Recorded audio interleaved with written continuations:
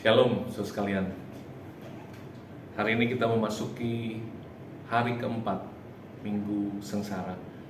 Dan tema yang diangkat adalah apa itu kebenaran.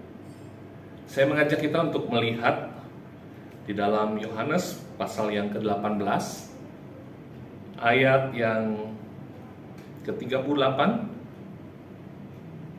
sampai dengan ayat yang ke-40. Yohanes 18 ke 38 sampai dengan 40 saya akan bacakan untuk kita sekalian.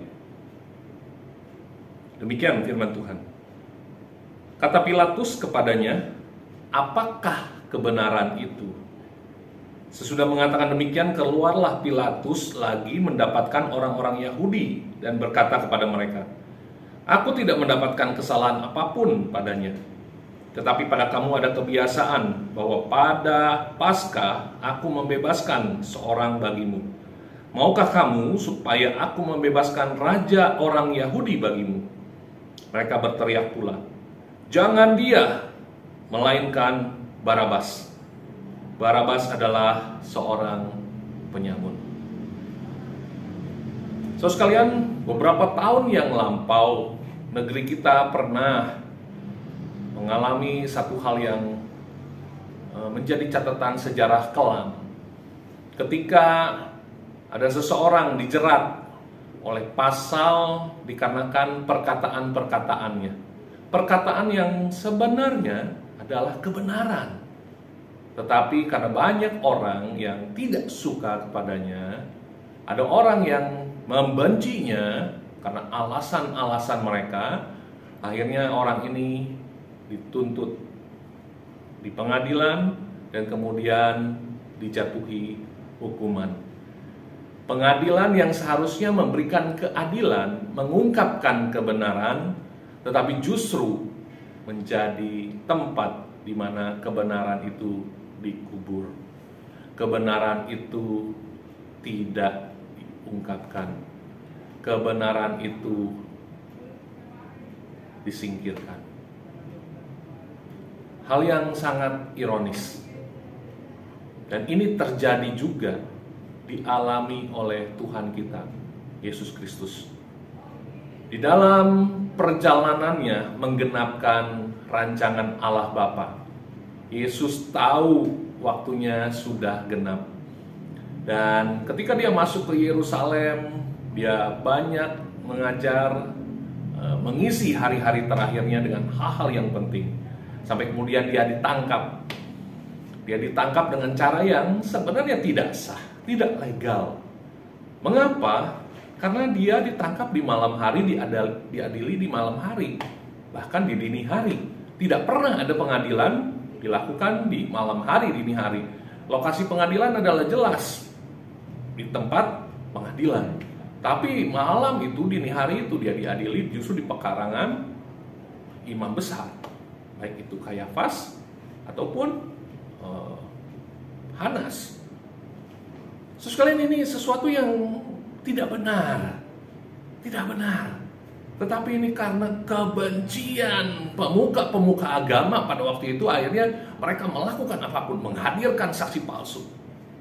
Bahkan di hari raya mereka, hari raya yang seharusnya kalau kita hari merah, tanggal merah, hari libur, artinya tidak ada kegiatan resmi apapun, mereka melakukan penangkapan, mengadili Tuhan Yesus dan bawa ke Pilatus. Mengapa mereka membawa ke Pilatus?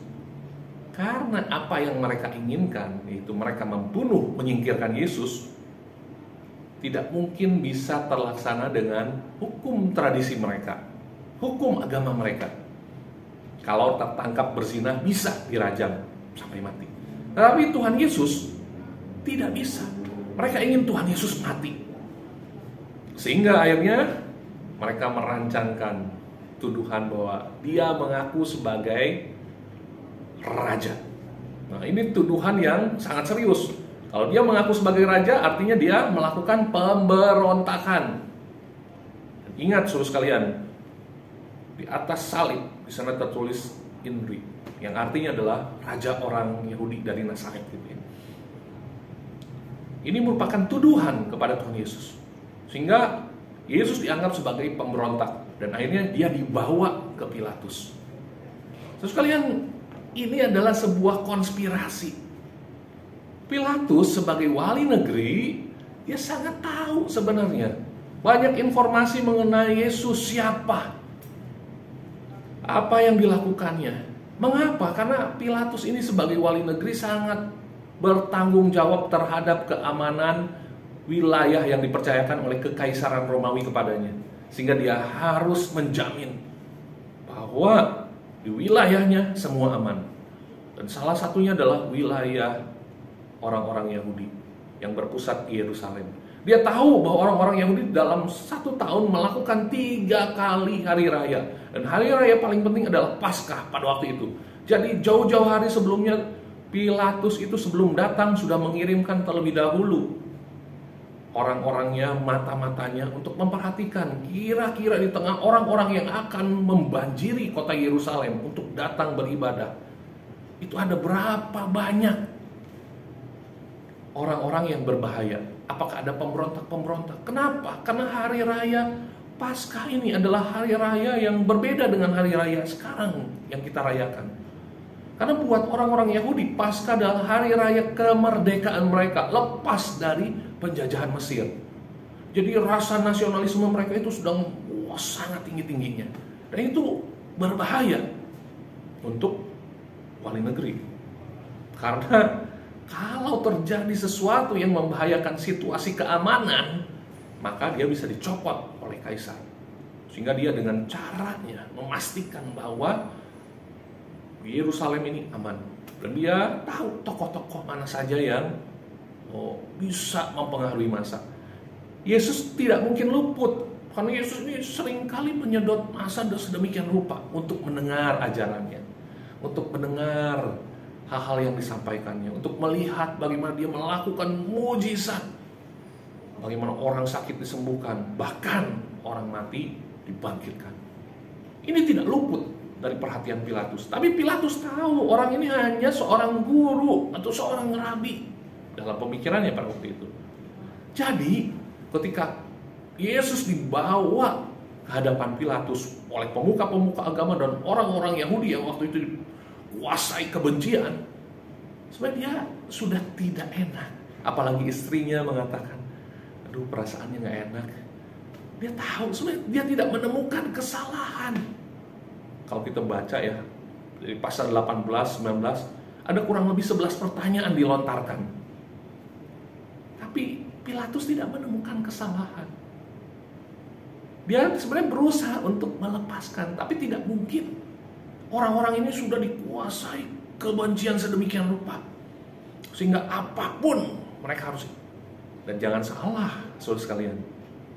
Ada hubungan mutualisme antara pemuka-pemuka agama yang sangat berpengaruh dalam kehidupan kemasyarakatan orang-orang Yahudi dengan kepentingan Pilatus juga, khususnya di daerah Palestina sana. Itu supaya aman. Kalau sampai orang-orang ini marah, ya kalau orang-orang ini keinginannya tidak terpenuhi, maka ini juga akhirnya menyebabkan hubungan itu kurang baik. Bisa saja terjadi hal yang tidak diharapkan. Sehingga akhirnya Pilatus mengambil jalan mencuci tangan dan kemudian dia menyerahkan itu kepada massa. Orang banyak pada waktu itu. Dia tahu pada hari raya Paskah ada sebuah tradisi di mana bisa terjadi pergantian. Ada seorang bernama Barabas. Barabas ini terkenal sebagai seorang pemberontak penyamun yang sangat kejam, sadis. Dan dia ditawarkan untuk ditukar dengan Tuhan Yesus. Artinya Tuhan Yesus yang dieksekusi, Barabas dibebaskan. Dan orang-orang yang dikuasai kebencian ini lebih memilih Barabas, seorang jelas-jelas adalah kriminal berat. Dan taulah Pilatus bahwa dia tidak bisa. Dia cuci tangan dan akhirnya dia melepaskan Yesus untuk kemudian dieksekusi. Ini sesuatu yang ironis. Padahal Pilatus sempat ngobrol, bertanya-tanya dalam pertanyaannya. Pilatus bertanya, apa itu kebenaran? Apa itu kebenaran? Kebenaran itu sebenarnya sudah diungkapkan di depan dirinya. Dia sudah tahu. Tapi karena desakan orang banyak, karena kepentingan-kepentingan tertentu, sehingga dia gagal memahami kebenaran. Kebenaran adalah satu kata yang muncul berpuluh-puluh kali di dalam kitab Yohanes. Dan Yesus mengidentikan dirinya dengan kebenaran itu. Yesus pernah mengatakan juga di pasal 8, kamu akan mengetahui kebenaran, dan kebenaran itu akan memerdekakan kamu. You will know the truth, and the truth will set you free. Tapi Pilatus dan orang-orang banyak yang dikuasai kebencian pada waktu itu lebih memilih untuk mengorbankan kebenaran, lebih untuk memilih menyingkirkan kebenaran itu demi keamanan mereka masing-masing, demi memuaskan kemarahan kebencian mereka masing-masing. Inilah hal yang ironis. So sekalian, kita seringkali mengetahui kebenaran. Kita tahu, belajar banyak mengenai kebenaran. Pertanyaan untuk kita semua adalah, apakah kita sungguh menghidupi kebenaran itu? Apakah kita sungguh menjalankan kebenaran itu? Kristus adalah sang kebenaran itu. Dia hadir di dalam hidup kita, di dalam hati kita. Dia menuntun kita. Dia ingin agar kita menjadi anak-anak kebenaran.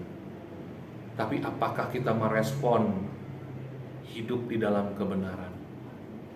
Di minggu-minggu sengsara ini, kita banyak diundang untuk merenung. Bagaimana dengan kehidupan kita? Apakah kita sudah menjalankan kebenaran? Jangan sampai kita gagal paham. Jangan sampai kita gagal menjadi pelaku-pelaku kebenaran, pelaku-pelaku firman.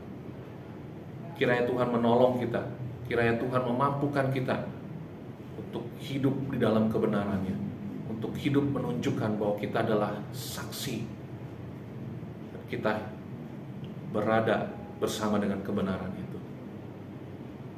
Dan kiranya kebenaran itu memerdekakan kita semua. Tuhan memberkati kita semua. Mari kita berdoa.